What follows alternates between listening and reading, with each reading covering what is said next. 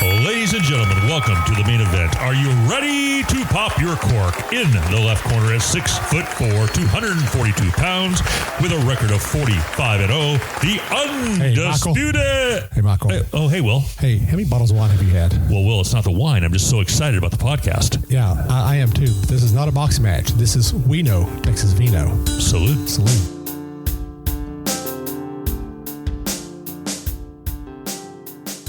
Will, buddy, welcome back. Good to see you. You got your white shirt on today. I do. Yeah, you look sharp, man. By the way, I need to hit record button, don't I? Are you recording? Okay. My question for you today was, how have you recovered from the Twigga convention? Have you regained some energy? It's been a blur for those 4 days. Yeah, it was crazy. And then trying to recover from those 4 days. It's been kind of interesting. Would you give it an A+? Though? Was it really a great networking opportunity? That was a really great networking opportunity. Got to meet a lot of great people. Got to talk to a lot of great winemakers out there. Yeah, well, Twigga brings a lot of people together for sure. And I know you had the majority of the time there. I was there, having some fun too, especially on Friday night, but it was great. But I'm glad that you and Andy got to be out there and just, connect with people and have a great time. So Twigga was a success? Oh, yeah, it was 100% success. And we're waiting for the next event. Yeah, we're super pumped. Well, welcome back, everybody, to We Know Texas Vino, episode 57, which is pretty cool. We'll be publishing this here in a couple of weeks, and we're excited to be out here at a brand new winery, vineyard, business model in Pittsburg, Texas. I didn't know there was a Pittsburg, Texas till I started researching. There's a lot of things around Texas you don't know. You can actually hit every major European country just in Texas. Well, apparently, because I bumped a guy yesterday from Canadian Texas. I'm like, what? Okay, what's going on? Well, we're excited. Well, the first 56 podcasts have been amazing, and we're here today at Los Pinos Ranch Vineyards with a couple of really neat gentlemen, the ownership of this great facility.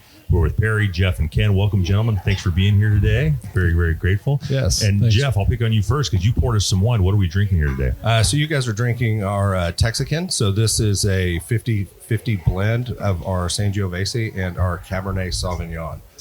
So it's very, very good. Does it do well? Does this taste tell you? Well, we were just talking on the way here that we've been to dozens and dozens of wineries now, and we're just so impressed with the creativity and the innovation and the professionalism of the wineries and the winemakers we're meeting. This is no exception. I've had 2 sips. I'm like, oh my gosh, I want to move in. Right? It's pretty exciting. But well, good. Well, we're excited to be here. So, real quick, Will, before we get these gentlemen on the table here, where can people reach out to us? You can find us on WeKnowTexasVino.wine, and then on Facebook, obviously, with We Know Texas Vino, and then obviously on our podcasting platforms at We Know Texas Vino. And make sure when you go out there and you find us, like us, and give us a 5-star rating. Right. Follow us and like us. We like 5-star ratings. They're better than 3-star ratings, right? So let's get out there and have some fun. If we add value to what you're trying to accomplish, or maybe in the future you want to get out there and do something like these 3 gentlemen have done, then for sure give us a 5-star rating. That's a lot of fun. So Jeff, Perry, and Ken, once again, thank you for the invitation. What a treat being out here. My first observation driving up this road, you were Perry, we're joking about it, is everyone's laughing. Is I have a family joke, Will, and the family joke is, we drive into a rough part of town or something like that. I always tell my wife, 7-1. She's like, 7-1? I go, 7-1 odds that we'll be murdered. And so driving up here today, I told Will, I said 4-1. He's like, what? Yeah, 4-1. So Perry, you were talking about the road up here. Now it's kind of deceiving because you go through the road, and we thought we were lost, and we get here and it just opens up beautifully. Oh, yeah. So tell us about this phenomenal facility that you and these gentlemen have created. Well, that's a typical reaction for somebody who's coming out here the first time. You turn off the main highway and it has the Los Pinos sign there, and you drive and the roads get a little rougher and a little rougher. They're county roads that we're on about 2 miles off the main highway, 271. And usually people the first time figure out or think that they're lost before they actually get here. And just like you said, Michael, once you get here, it opens up and it's like, wow, there is a winery out here. This is pretty cool. Yep. So the original owner that started this place moved here from California, wanted to start a winery here, looked around the hill country and didn't find anything he liked, at least I guess not for the price he wanted to pay. And for some strange reason, the realtor brought him way out here and found this place that was a horse ranch. Had a barn, had a house on what's now the parking lot where his family could live while he was getting started. And he bought it. And this was in late 99, early 2000. And, wow. Yeah. So we've been here over 23 years now. Wow. I didn't realize it was so established. That's fantastic. I didn't realize Good that for y'all. either. Yeah. And how Yeah, long it's have been- you guys been part of that action then? Actually, my wife and I had a weekend place out here at the time that the winery opened. So we started coming out. We lived in Dallas area at the time. And when we were out here on the weekends, we hung out here at the winery a lot and talked to the original owner, whose name was also Jeff. And It's a great name. It's a very, very unique name. yeah. Anyway, in a few years, as the place was growing, he needed some additional capital. Wine business is typically pretty capital intensive. So my wife and I at the time were trying to figure out, we loved it out here and wanted to move out here when we retired and figure out what we wanted to do at that time. And the original Jeff offered us a chance to buy in. We jumped at it. And good so for you. that was in 2009. Okay, 09. That's perfect. Okay. It gives us perspective on that. And so the second Jeff, so how did you come into the picture then? I mean, we had first Jeff, we have second Jeff. There's probably several more, but how was your involvement? Well, very similar to Perry, Okay. and also very similar to Ken in the grand scheme of things. I had land out here. This was our weekend place. We lived in Dallas. I was in IT, so you and I could probably commiserate some network stuff. for sure. But we would come up here almost every Friday and Saturday night. We were out here on the weekends because it's 3 miles from our place, and this was a great place to come and hang out and drink wine, have great meals. We were, part of the wine club, and it just kind of went on. And over time, some shares became available for us to basically do the same thing. And it was like, we love this place, so why not take advantage of that and also great. become an owner? So we bought in. My wife and I bought in 21. And so wow. relatively Very recent. recent. Yes. Wow. Yes, very Well, good recent. for you. Yeah, that's amazing. So the dominoes fell into place. I mean, obviously for you and your wife and your family, that was a perfect fit for you. Absolutely. It wasn't was Yeah. perfect, yes. Yeah. And so now, Jeff, are you out here full time then, or are you still in Dallas part time? No, we've been out here full time since 17. Oh, okay. So Okay. we've been here a while. Okay. Beautiful. Awesome. Okay, we're putting all the domino pieces together here, the puzzle pieces, right? And then Ken, what about your involvement here? How'd that work out? Very similar to Jeff. So we had in Perry, we had a lake house here in 2012, and then we were fortunate enough to be able to move there full time in 2014. So we've been coming out here every weekend. We first got here pretty much every weekend it was open. We were here. Yeah. And so then Jeff and I actually were involved in a different restaurant before this, and then so we got out of the restaurant business and said we were never going to do that again. Right. And then about 6 months later, we both did it again. Yeah. So we're glutton for punishment, but There's a a lot of movie fun. called Never Say Never. You're right. Yeah, exactly. And So- Sean Connery said he will never do another James Bond movie. That's why that movie was called Never, Never Say Say Never. Never. Did he do another one after that? He did. Okay. Yeah. That's awesome. Well, what's the attractiveness then? There's something about this part of the country that you three boys have really enjoyed in your family. So Ken, we'll start with you. I mean, why every weekend? Why were you out here? What's the beauty of this part of Texas? So I grew up here. I grew up in Tyler, which is about an hour and a half here. But my family's actually from this area, probably within about 10 or 15 minutes of here since the late 1880s. My family's been around. wow. So back before there was a lake here and a bunch of. So I was been out here with family reunions and a lot of old family here as well. So that's coming back home for me. Yeah, that's for sure. And Jeff, what about you? You're the same deal. I mean, family out here, or not just love it? family out here, just love it. We basically took a 2-hour string from where we lived in Garland and drew the circle and just started looking around, trying to find something within our price range, what we were looking for, lakes, ponds, wooded forestry. And so when we ended up out here, we actually looked at the land on a Sunday morning and came here for the very first time that afternoon and spent 3 hours. And by the time we left, my wife was like, "Yeah, we're buying this place because there's a winery right next door." And so that it didn't have everything she wanted, but that's how we ended up. Is that that lady right there? Yeah, that's the lady taking pictures behind us. Yeah, that's Heather. I saw Heather giggling. I'm like, that's got to be a connection there. I love it. Good for you. Yeah, and then Perry, same. I mean, what's the beauty of this place? You obviously have a fond attraction to it. I grew up in Houston, and my grandparents on my mother's side lived in the Big Thicket, and we went out there the whole time I was growing up, and I spent some summers out there. This area out here is a lot like that without the humidity. So, nice.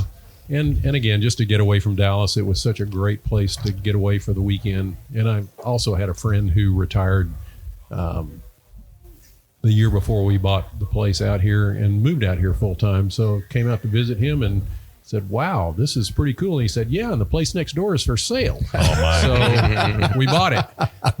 So here we are. Yeah. Wow. It's kind of like who you know, right? I mean, you just bump into people. I always call it the fine line in life, right? The fine line. The fact that you three gentlemen are here as owners of this phenomenal establishment, but just the fine line, how you even bump into that stuff, how you meet your wife. I mean, it's just so fine in life. I love that about it. That's so cool. So tell us about, we'll start with Perry. I mean, tell us about what you have here. How many acres and what am I looking at? I'm looking at a beautiful, orchard over here. I've got a bunch of stuff here. What's the infrastructure? Tell us about this place. Okay. Well, like I said, this place originally was a horse ranch. So that was the pasture out there that you're looking at that's now planted in grapevines. So it was cleared, level, sandy soil, and almost immediately we started to plant grapevines, and we grow hybrid varieties out here because they're well suited to the hot, humid, Pierce's resistant world that we live in. So we grow Blanc du Bois and Black Spanish, and are toying with the idea of planting Lamonto. Thank you. We actually tried last year before the hot, dry summer, and it didn't quite work, but we may do that again. Anyway, so those are all varieties that do real well out here and are Pierce's resistant. We have about 12 acres that are planted and about 26 acres total on the property now. Excellent. Oh, awesome.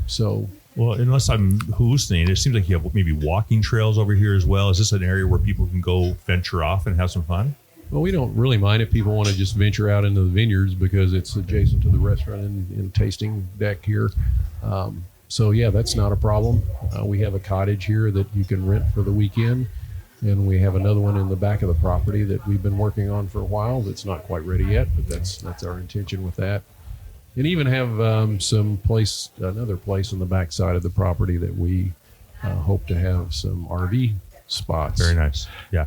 Because it seems like Jeff, it seems like a destination location. I came off the road and get in here, and obviously it's just phenomenal. I will make sure it comes out. I appreciate that. The rule road.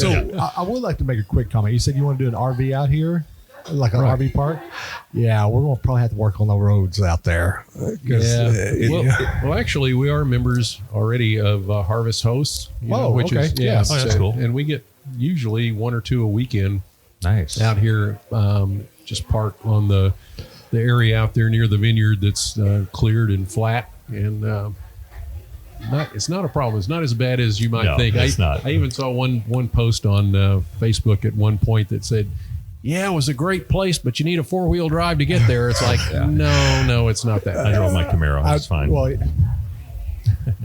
right? It's fine. The road's fine. I've taken my RV off the road a couple of times, and it was just like the scariest thing ever. And I don't get scared very often, but that's one of the things that taking an RV and bouncing around and not knowing what's happening inside the trailer. Yeah. Well, it's exciting. And then Jeff, I was kind of going, what are your vision as the threesome here, the trilateral brain trust? What are you guys kind of looking to do in the future as well with what this beautiful property? Anything in addition? Well, no, I mean, I think Perry covered it in a nutshell from an overall hierarchy. I mean, we'd love to, increase the business just in general, but from a additional cottage space, it's not just weekends. We get that. I mean, people are booking it during the week. As an Airbnb, I mean, there's people that have business trips. They come out here for meetings. It's a great place to stay. It's right in the middle of a vineyard, and just being able to have that area where people can come, and then when they stay, when the restaurant's open or the tasting room is open, it makes it even more advantageous for them to be out here. So it's very attractive, and getting a couple of 5 spots of full hookup RVs is it's not that much. Right. But it allows people to come in. Our wine club members that are members of Harvest Host take a huge advantage of it. And then when we do really special events, we kind of target our wine club members. So like the Eclipse party that we have coming up in April, because it's coming right over the center of us. We don't actually allow Harvest Host to camp on Monday nights, but we're going to open it up to wine club.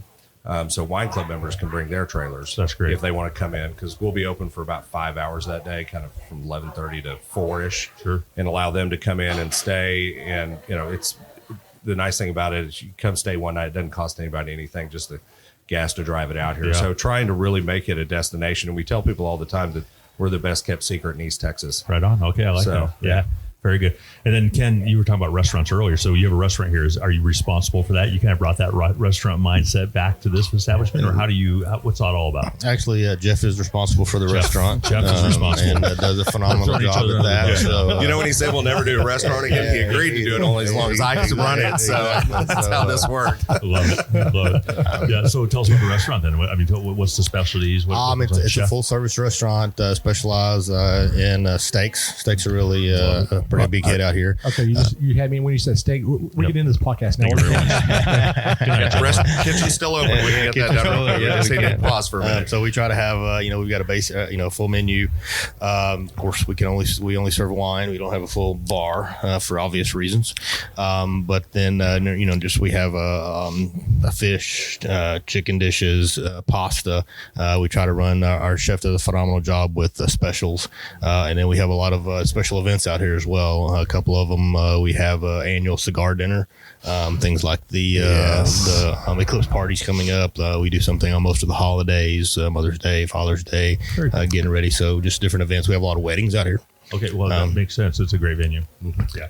Well, like the restaurant probably is a great addition to this, but that is a big attraction, isn't it, Ken? I mean, having a restaurant where people can come eat, drink your wines, and then walk around and enjoy it. But that, to me, the wineries that are super successful tend to have that establishment in addition to the wine. So that's pretty cool. So are you excited? I mean, are you reluctant to talk about that because you're like, do you have restaurant experience? Is that what you do professionally? I do not. The first time that we started one was the first time that I think either one of us had done it, and I think that's kind of what we said we would never do it again. It was a great learning experience. It was the funnest, hardest thing I've ever done. Okay. It was a lot of work, but just meeting the people, being involved in it's great. Same thing here. We come out, we'll run, on a given weekend, we may run 1,000 people through here. Wow. On a busy weekend, and so we see a lot of friendly faces, a lot of familiar faces, and then it's not uncommon for us to go around on a Saturday night and kind of try to mingle with people, and you might run into one or two people from Pittsburgh or Mount Pleasant area, and everybody else is from Tyler, Longview, Gilmer, an hour away, Texarkana, Shreveport. We get a lot of that, and I mean it varies so much that it's just a lot of fun interacting with the people and serving them a good meal and letting them drink some good wine. And you built those all three of you guys are so personal. I can see, and Heather, by the way, but I can tell that you guys all have great personalities, and just even greeting us at the door, and just your spontaneous, fun, energetic personalities are really attractive. So is that a philosophy here with you three gentlemen and your families, is to build those relationships with your customers and just say, listen, we want to elevate this to a extremely memorable experience? Yeah, I think that with the restaurant and the tasting room or our wine club or any of it, I mean we're pretty much all of us are involved with every one of the events. One of us is usually always here. We have a dinner on Thursdays. We're always here on Thursdays, and then one or Friday or Saturday night, one of us is usually here for a different reason or something. Or so we're here a lot. Yeah. Well, and Jeff, so do you guys have roles? I mean, I know every great team kind of has the responsibility here and there. Chuckling like over even we kind of have a little synergy occasionally. So what is the harmony for you guys? I mean, what do you guys have roles? Or you guys tonight you're there, or how's that work? Now, we do have official roles here, and we do divide and conquer. I mean, we all come from different backgrounds. So Ken's in finance, I was IT. Compliance, legal type stuff. Dang. Perry's been in sales. For most of his life, high-end sales. So, driving wine club business, sales side, wine production, Perry's been intimately involved in that over the years. And then, just allowing us to kind of, work with each other to bring kind of a team approach and trying to drive the business to the, where we want it to be. And we've kind of been going along, and we're making progress on getting it, higher and higher, which is very advantageous for us.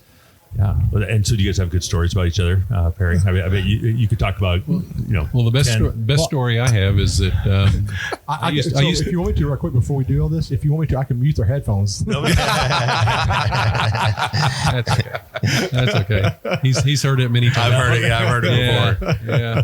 No, we actually used to work together in Dallas. We worked for different companies at the time, but Jeff was CTO for a IT consulting firm, and I was sales rep for a technology provider, and we worked together in that role. And then, years go by, I moved along, and one day in Avenger. It was 19 Avenger Festival. Yeah. Yeah, I don't know. 2019? 2019, yeah. Okay. Wow. I couldn't remember the year. It just but- popped up in the memory. That's the only reason. Okay. All right. Yeah, the Avenger Wine Festival. I was out there, manning the booth, schlepping wine, and Jeff pops up, and that's it's awesome. like, whoa, hey, Jeff. And he said, yeah. I said, I retired and moved out here. It's like, really? So that's how we kind of reconnected after years of knowing each other in different roles. And, now we're all living out here full time. So, Wow. And Ken was he came on in a hurry after that, or what happened there, Ken? No, Jeff and I came on board within just a couple of months of each other. Yeah. Okay, all right. So yeah, we kind of got out of the other restaurant and came to this one pretty much around the same time. Are you three gentlemen all retired then, officially? And this is like your retirement gig? well, two of the three. Oh, Yes. two of the three. I, Okay. I still have a full-time job. You do, okay. But it's sure a pleasure being out here. Absolutely. Just enjoying your comrades and being out here. That's pretty darn cool. So let's talk about the wines you guys have. Whose role is to talk about the wines, or do you all three? Wow. You know that bus we were talking about? We're going to point it right over here. Yeah, he passed that one right off, didn't he? Yeah, that was less than 1 second. He didn't point. even, he didn't even pass go or collect $100 on that one. He just passed it. That's cool. Well, Perry, you're on, baby. So tell us real quick about the wines you have, the wines that have won awards possibly, and just to be proud. I mean, really speak highly of what you got going on here. Well, that is no problem because we are proud of what we have going on here. We've got about 30 wines total. About 10 of them are sweet, and the other 20 are dry.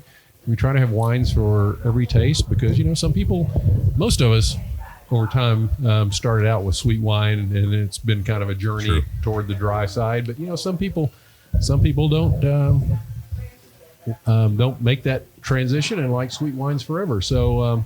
And plus, as Jeff mentioned, we're in a dry area and we're a winery, so we can only sell wine-based beverages.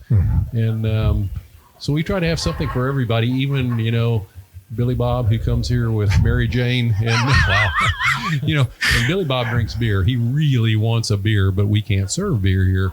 And we can almost always find a wine that he will like. And he goes, wow, that's actually pretty good, and I don't drink wine.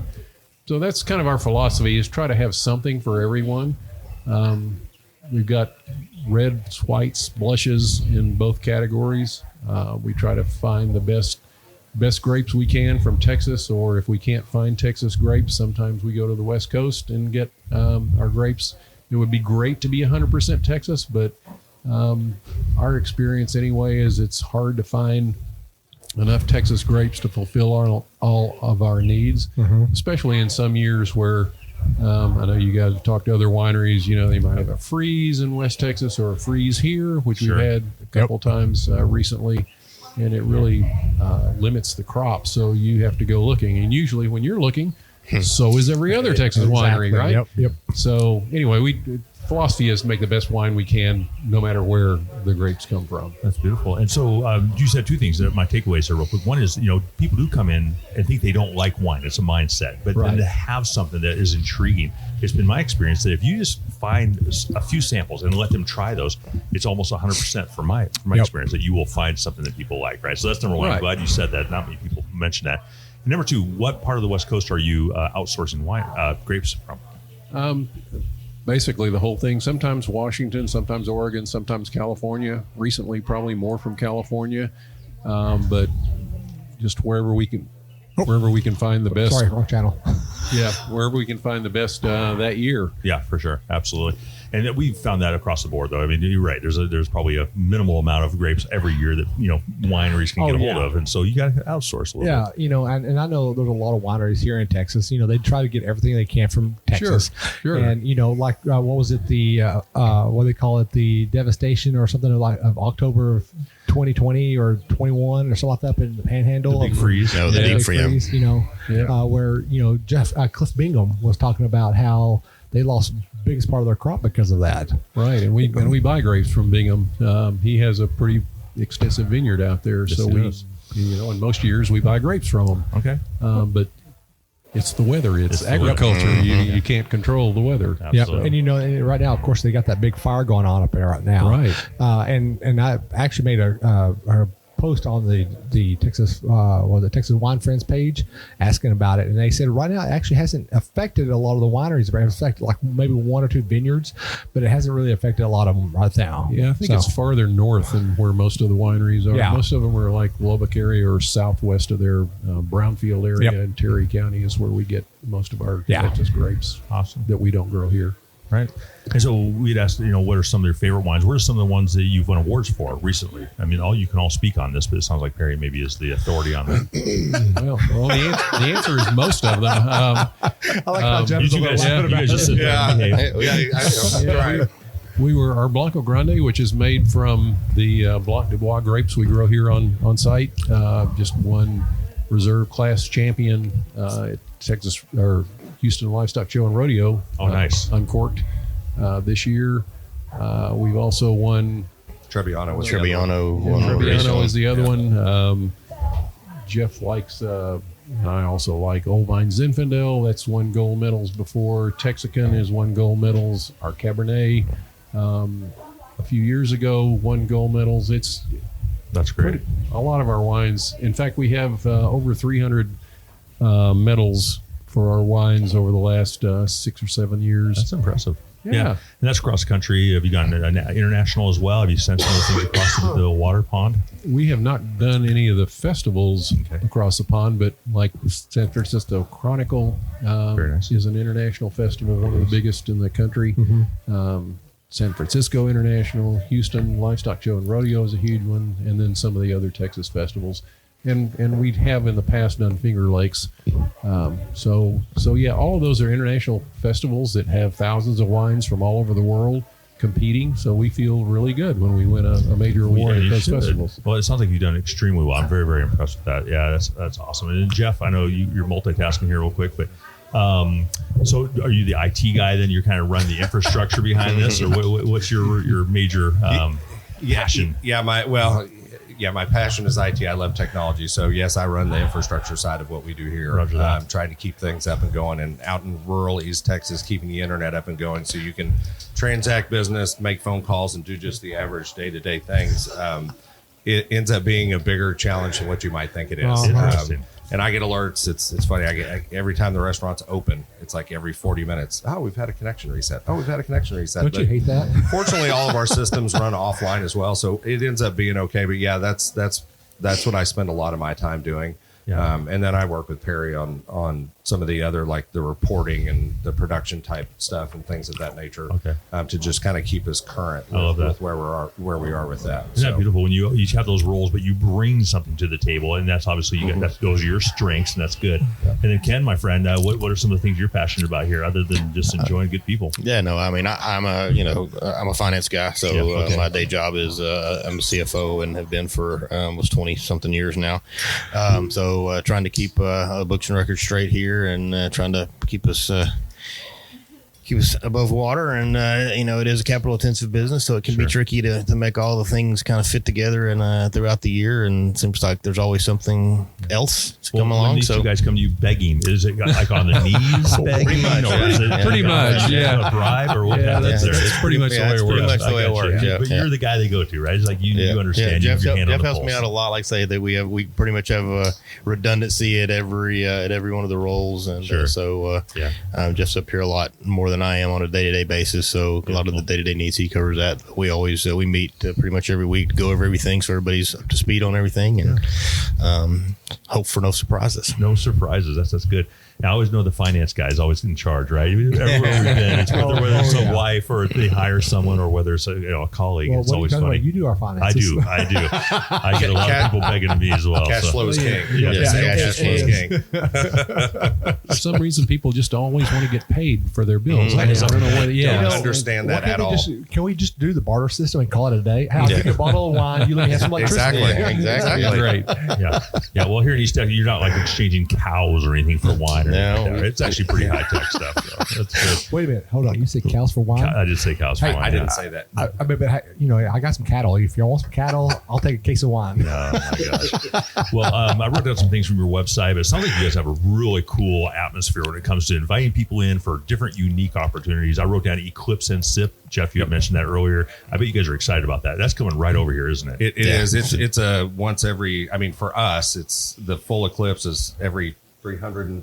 Sorry, I'm looking at my wife because she's running the program for it, but it's every 300 and something years. Wow. So we're going to have 3.5 minutes. Yes. Once the full darkness. Totality. So totality. And we won't see it again for several hundred years. So being able to have that and have that, and it's not just us. I mean, Pittsburgh is a community.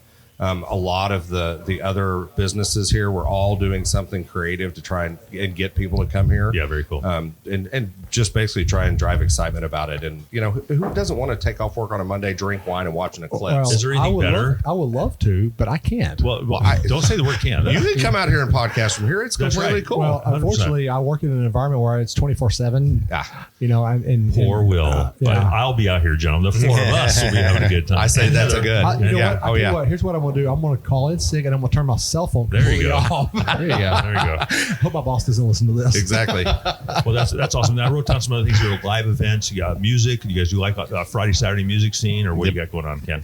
Yeah, so usually we try to get again. Heather's in charge of the music, and We so need she to just interview Heather. Let's get rid of these three fellas. yeah, she can probably handle this. Bring in the boss. Let's kick everybody else off and just put her on. You know, she'll probably tell us all the stories. So we try to get local bands or local musicians from probably within as far as Tyler, and we get some from Shreveport to come in, maybe even Oklahoma. That's so great. usually every Friday and Saturday night we try to have somebody here for live music. And forgive my naivety. Where do they play? Where are they? Are they inside here? I have not been inside. It's dependent on the weather. Okay. So if the weather's bad or it's really cold, we can set them up inside. If it's raining, they can sit over here in the corner. If it's beautiful, they can set up out on the deck. So it's really whatever the weather gives us, we sounds good. I can love accommodate it.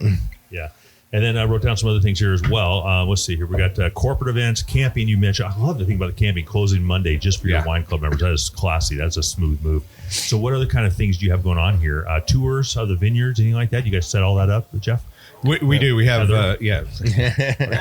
Yeah, she doesn't do the tours. Okay, now, right. but no, we do tours and tastings, or we'll just do a tour. You basically book all those online. Okay. And so people can sign up. We will do special occasions like Thursday. We had a couple that were here for their wedding anniversary. They got married on February 29th. I just said, brave souls. You only have an anniversary every 4 years. It's actually on that date. And we don't normally do tours on Thursday, but I was like, yeah, absolutely. And you know, talking about the restaurant, we have an awesome general manager that runs this place. That's one of the things Ken and I realized from the other business. We were running that one. And while we're over this one, having a good GM that knows the restaurant business helps it be successful.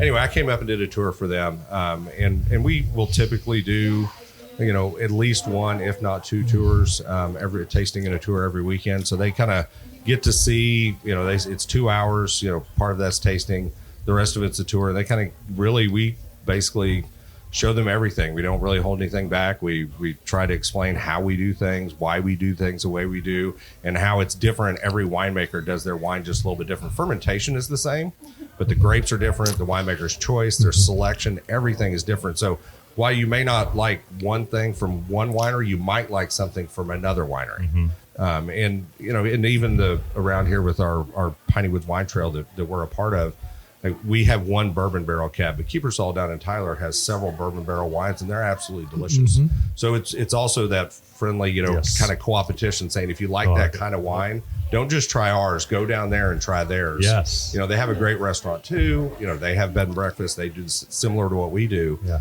And really try to help each other out. I really admire that. When you said co-opetition, which is a word that we have stolen from one of our wine maker friends. So I think it's cool. Either you listen to our podcast or you actually made that word up on spot. You might have made it up. I actually use that regularly myself, so I didn't make it up. Yeah, Okay. So you're the second person who've actually said that. So Breaking Bud over in North Texas actually has coined the phrase for us. That's the first time we've heard it. Right. And so we broke it out. That's what blew my mind there. And then when you threw it out, I was like, oh, he's been listening to our podcast. And then he's like, oh no, I really just been using that my whole time. I know I should have given you. Oh, absolutely. I've listened to every single one of those, man. They've been awesome. So I've memorized them. I did. I feel bad. I'm up to number one. So number one. I know Michael and Will like I know my own hand. It's just amazing. So, well, that's pretty cool that you mentioned that. But one thing we have seen across Texas now, we've been all over Texas, and you guys are just a great example of this, is just that co-opetition, right? And, Yes. and someone needs something, bam, you help them. But more importantly, something you just alluded to, and that is why not recommend another one? I mean, there's great wines everywhere, right? Yes. We're trying Absolutely. to promote Texas wineries and Texas ownership. So why not compliment? Because they're going to come right back and reciprocate. I'm an old Zig Ziglar fan. So, when you help enough people accomplish what they want first, you'll be blessed abundantly, right? Absolutely. And I will have to say this, up in, what was it, last year? North Texas had a tornado up around the Sadler area, Whitesboro and stuff. And this is what I love about the Texas wine industry is that one of the vineyards up at Red River Production got hit by that tornado, and her trellises got knocked down. Everybody in that area came up with tractors with poles, everything to pull it back up just to get her through the year so she can redo her trellises this year. Yeah. And again, I've said this on multiple episodes, and I'll continue saying this. You cannot find any other industry that does that for each other. Yep. I mean, you can Maybe say, the Boy Scouts or something like that. I don't know. I just threw that out there, but I am an observer, and I come from marketing, and you probably did not know that. But did you guys watch the Super Bowl at all? Did you guys see the Super Bowl, the Arnold Schwarzenegger commercial? Yeah. Where he's talking about he's trying to say neighbor, right? Neighbor, Yeah. neighbor, and then helicopter. Will just said tornado. What's a tornado? Wow. I grew up in West Texas. West so, Texas, gotta love it. West Texas boy. we actually take lassos and rope them up and ride them. I think that's the feminine tense of tornado is tornado. I think we're done here. No, Let's back it up. Perry knocked it out of the park there. One for Perry. Perry gets 1 point. Perry, I'm going to ask you the next question. So talk about your staff real quick. I wrote down the name Jason Moore. What does that mean to you? Jason is our head winemaker. Jason, there's another interesting story. Jason is a Dallas boy originally, and he, this was 30 plus years ago. He was working at a fine dining restaurant in Dallas and really got into wine and did a lot of research on his own and said, I would love to be a winemaker. So at the time, he wasn't married. He and his girlfriend packed up their Honda and just went to California to become a winemaker. And he moved to Napa and, again, worked restaurants and started his own winery.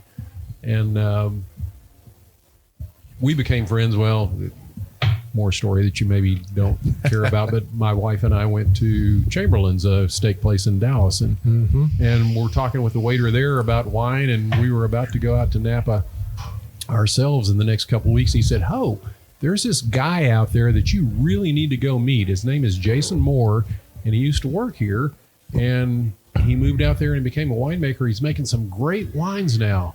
So we said, okay, wrote his name down and made an appointment and went to his tasting room out there and met Jason. And that was probably 20 plus years ago. Wow.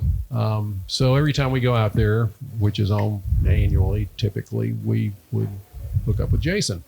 And then a couple of years, a little over 2 years ago, on Facebook, we were friends, and my wife noticed. He said, "I would really like to come back to Texas." He said, me and the politics out here aren't really simpatico. Every time I open my mouth, somebody wants to beat me.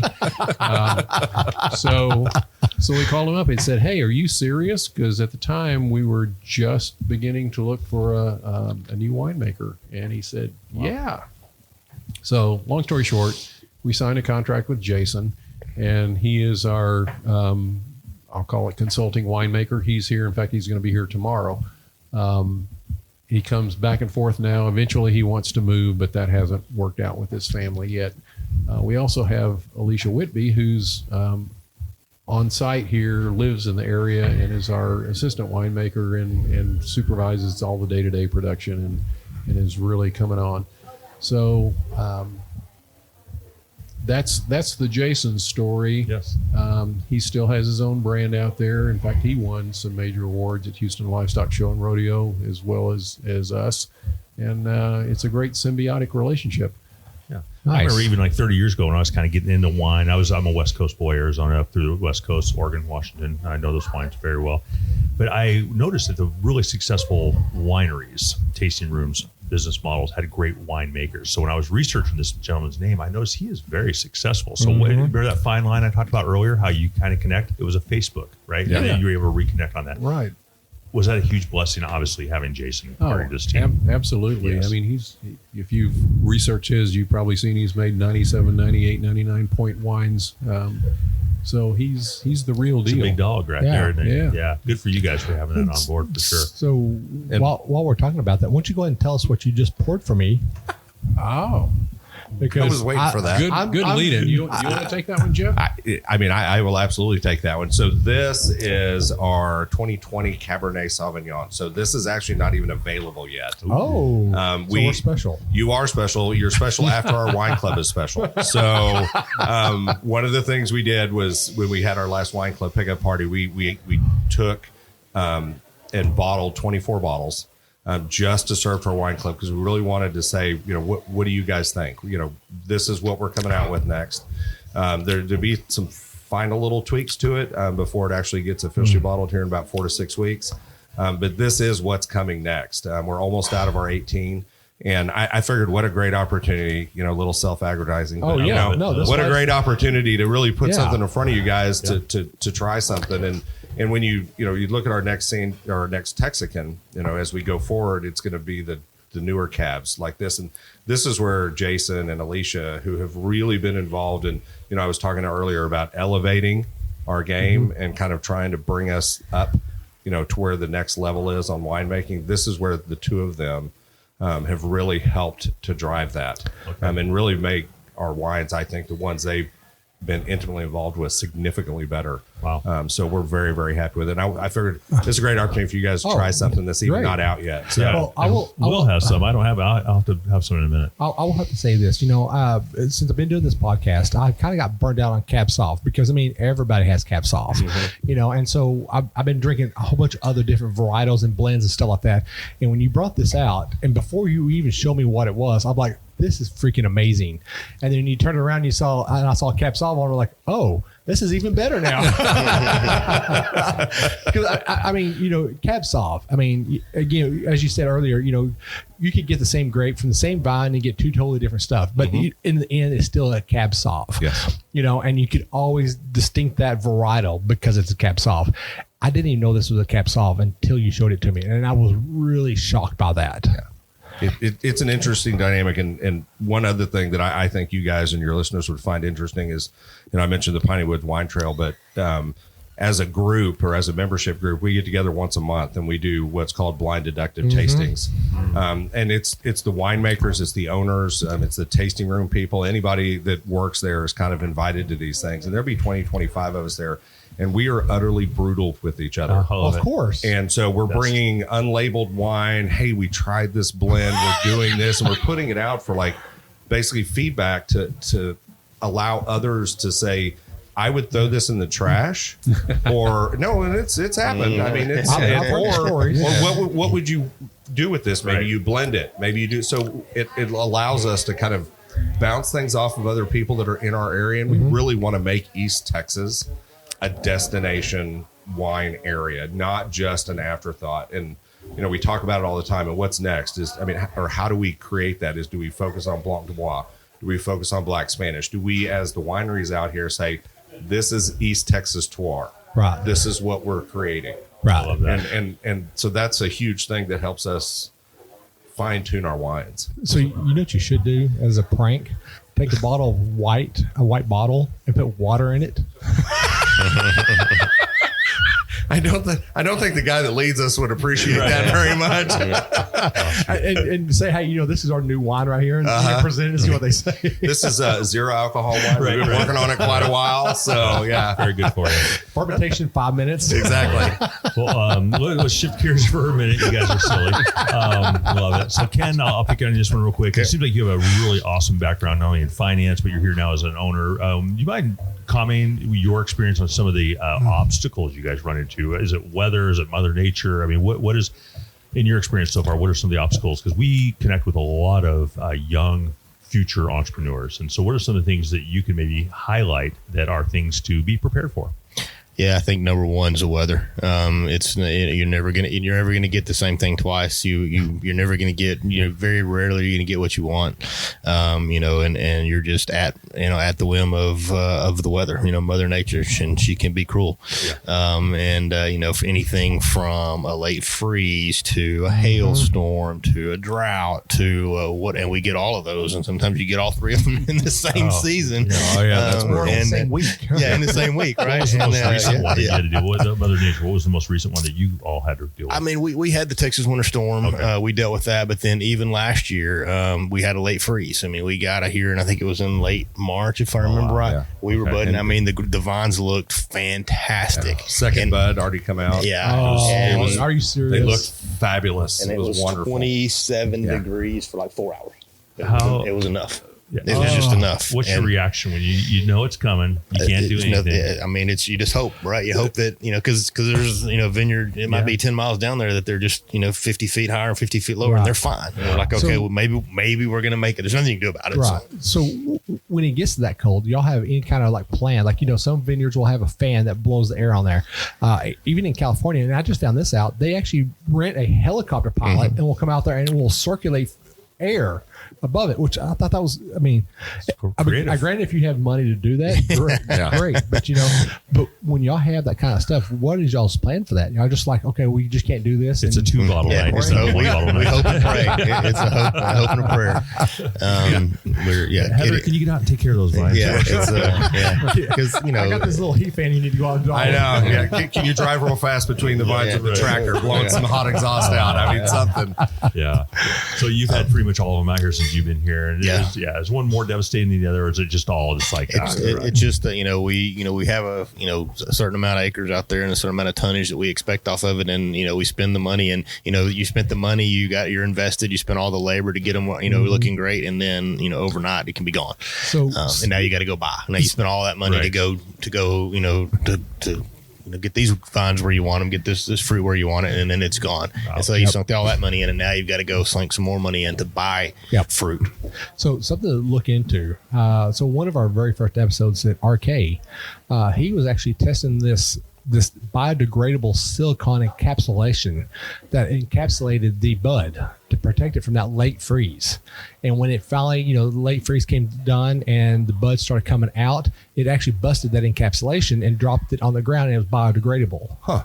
Yeah. So they're still, from my last time I checked on it, it was still in testing phases. It's a study, yes. I was going to say, I've never heard of that. If you could spray that on, if you knew a freeze was coming, even if you thought a freeze was coming, you bet. Yeah. That would be awesome. So I don't know the name of it. And actually, it's out of Oklahoma, I'll actually see if I can find some information about it, and I'll send it to you. But I mean, that's something that they're working on to protect that bud, because we all know that first bud or that second bud is important. And then, some of the vines actually bud late in the season, and usually those are the ones that are more susceptible to the freeze than the ones that are early buds. Absolutely. Yeah. Well, good. Well, as we kind of wind down a little bit here, you guys have been amazing. Just, I always tell people to speak from their heart, and we're going to start with Perry real quick. But just, what do you want listeners? He's laughing. He's laughing. He's like, Michael, you got way too philosophical there. But just speak from your heart. What do you want listeners to know, and how do you want people to come out here and enjoy this opportunity? Well, we kind of pride ourselves on being, as I mentioned before, a winery that hopefully has something everyone would love. We have a great restaurant, live music on the weekends. So we'd love to have people just come out and kick back and relax, kind of leave the city behind, which is what we originally started doing when we came out here on the weekends. Sounds great. So we do get a lot of people from the DFW area, from Texarkana, from Shreveport, even, because we're only an hour plus from Shreveport. We like people to just come out. If you haven't been here before, come give us a try. We think we'll have wine you'll like, food you'll like, and spend the weekend. Book a B&B or our place here and spend the weekend. Yeah, and come bug these three guys. It's a lot of fun. Yeah. Jeff, how about you? Some final thoughts? I mean, in the grand scheme of things, Perry hit it spot on. And that's the reason we're all here. We were all wine club members. We're, now owners. This place is such a great place to come hang out, spend a Saturday lazy afternoon, a Sunday lazy afternoon, do date night on Friday night. We really try to drive people in here. And we've got great partnerships with local businesses around us. Relax and Wine Down with their 3 cottages down that are actually attached to our vineyard and have a gate into our vineyard so they can drive in here. We got reserve park, golf cart parking for them. Anyway, but I mean, the point is that we really try to work with the folks around us to help bring people here because it is a great place. Yes. And I think our service in our restaurant, our tasting room, even our production during the middle of the week, if somebody shows up for a tasting and Alicia's not in the middle of something, she'll let them into the tasting room, do an ad hoc tasting. Yeah, that's awesome. Just, and that's like at 2:00 on a Thursday afternoon or a Wednesday afternoon. And so we really try to be inviting and welcoming and open so that people know that even if they show up and it's not necessarily advertised hours, that there's somebody here that will at least take care of them, answer questions, those types of things. Beautiful. So just complete welcoming, open arms. Absolutely. Yeah, you guys are great. And then Ken, why don't you wrap it up? Just some of the thoughts you have for folks who are out there listening. Yeah, pretty much the same thing. I would say as Perry and Jeff, and I think the other thing that we try to do, and Texas probably early on got a bad rap with wine, right? Oh, yeah. With nobody, just that they're trying whatever. And I think as we spoke, we've got the East Texas Wine Trail now, and I think one of the things I like about coming out here, and I do a few of the tours, and having somewhere that people can come, and usually they say I'm going to a winery. So they maybe think it may be a little bit snobbish, and we're in Deep East Texas, and it's not that. And so that's what, to go on what Jeff said, we want you to come out, relax, dress however you want to dress, come as you are. You can sit inside if you want to be a formal. Well, this is always open. If the weather's good, we've got a beautiful outside deck. And then on the other side is just teaching people. People got a lot of questions. People have never been introduced to wine. So like Perry said, there's usually a wine here for everybody. And if we can get them progressing, hey, you're sweet, I'm not really big on sweet, well then we'll start in the middle, or a dry, and it's just kind of finding the thing that they want. I never knew I liked wine before, and getting to those people. Of course, you can't do every person, but there's somebody with an open mind. We'll sit and talk with them and go through the wines and try to find something that they like and make an event. We love this to be a destination place as well. Yeah, it sounds like you guys all love people, and you're happy to have them come in here in droves, right? Well, right. absolutely. You actually made a comment, about being in East Texas and stuff. Being all over Texas, you get one style of people over in West Texas. You got the West Texas, I wouldn't say hillbillies, but. Well, you just cut off 20% of your listening base. Yeah. There we go, right on the corner. East Texas, by the way. East Texas. Yeah. But, over here in East Texas, you're close to Louisiana, so you're by the bayous and stuff like that. And a lot of people don't realize that, there's some vineyards and wineries over here in this area just because you see the swampy areas. And I know because going up to New Summerville where my folks are, it's swampy out that area. But just because you see that doesn't mean there's great vineyards and wineries in this area. Right. And all the wineries we've visited out here have been first class. And this is most definitely. Just amazing. So it's great. Well, gentlemen, thank you so much. We appreciate you guys so much. And we will send droves of people here for sure. and we're going to give them your names to look you up. Absolutely. And Do that. Heather over Yeah. there. Absolutely. Well, good. Well, Will, this has been pretty awesome. So real quick, we should just touch on our sponsors. We like our listeners and the cast we have here to hear about our sponsors because we're really proud of them and our partnerships. But Texas Wine Club down in Fredericksburg. Yep. Amazing. Let's taste all those Texas wines. I'm sure we'll have some from this great establishment there. The Los Pinos Ranch Vineyards in Texas Wine Club boxes pretty soon. Texas Wine Lover. Do you guys know Texas Wine Lover? We absolutely. We know Jeff. And, Another Jeff. Another Jeff Cope. Another Jeff.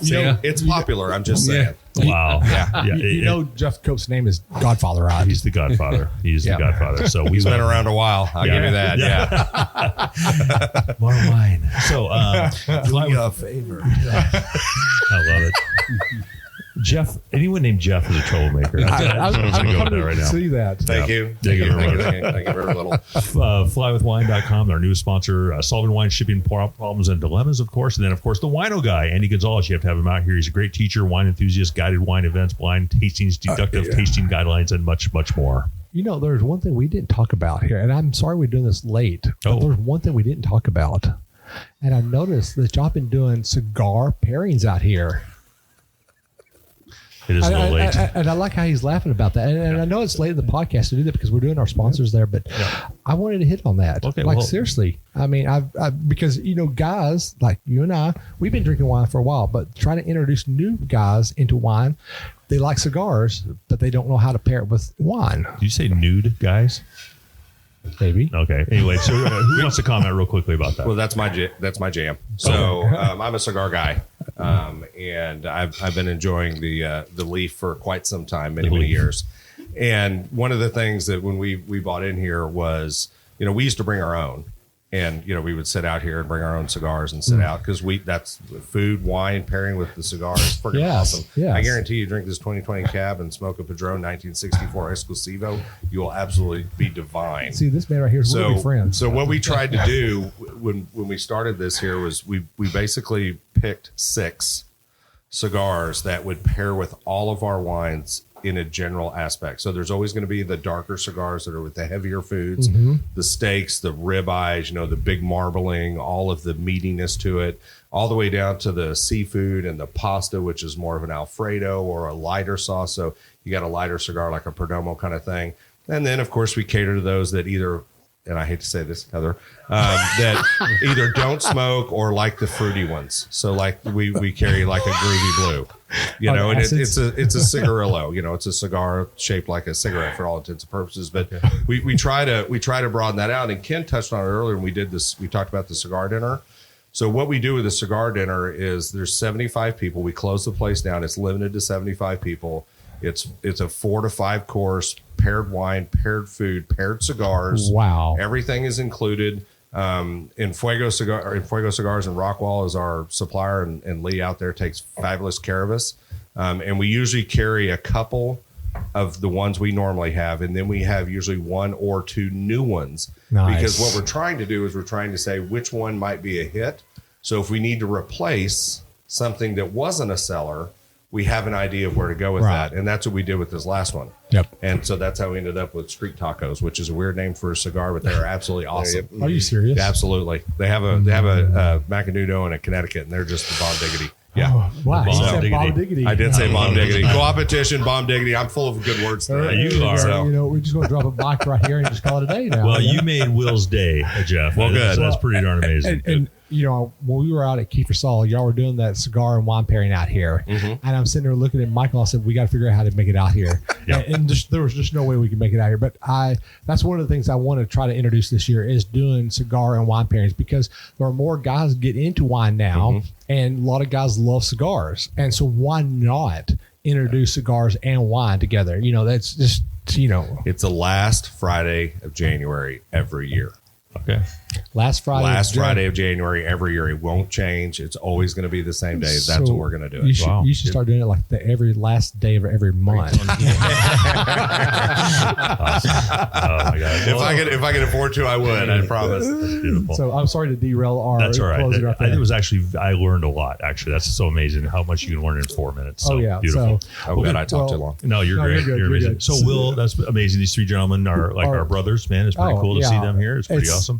It's interesting talking to people that, anytime we come to a new winery and get to sit down and talk to them, we have a serious conversation and then little chuckles in between, or we can have a full-on conversation with chuckles or full belly laugh in there. And that's what we just had here. It's a full belly laugh. I don't know if you know the word Jeff in Latin means full belly laugh. I don't know if you know that. That's a true statement. So look it up. Yes. Very good.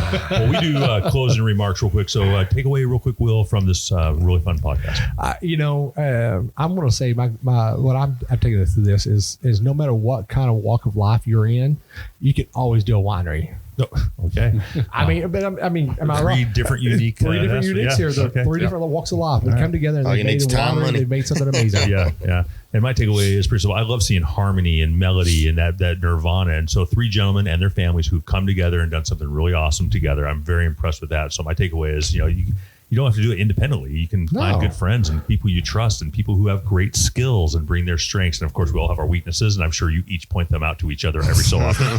Like my brothers, I have 2 brothers. Yeah, it's very good. But yeah, it's pretty cool to see that harmony. And of course, Heather back there, little sister, I know you're listening. Thank you so much for your support as well. And you probably actually run the show. I would be surprised. Actually, that'd be Pino the winery cat. So she runs the show. Can we get the cat on the microphone? A picture of that. We could go get her. Literally, she's like, hey, this is my place. Yes. Facebook, Instagram, Pino the winery cat.